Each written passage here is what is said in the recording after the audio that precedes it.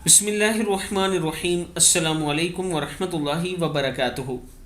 आबिdraja channel की तरफ से आज मैं अपने दोस्तों को रसूलुल्लाह सल्लल्लाहु अलैहि वआलिहि वसल्लम का एक बहुत ही प्यारा फरमान सुनाऊंगा।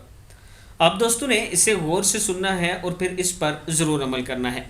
रसूलुल्लाह सल्लल्लाहु अलैहि वआलिहि वसल्लम ने इरशाद फरमाया, जब इंसान सजदे वाली आयत पढ़कर सजदा करता है तो शैतान अलहदा होकर रोता है और कहता है, हाय अफसोस, इस इंसान को सजदा करने का हुक्म दिया गया, इसने सजदा किया, बस इसके लिए जन्नत है, और मुझे सजदा करने का हुक्म दिया गया लेकिन मैंने नाफरमानी की, सो मेरे लिए आग है। मसनद अहमद की हदीस है।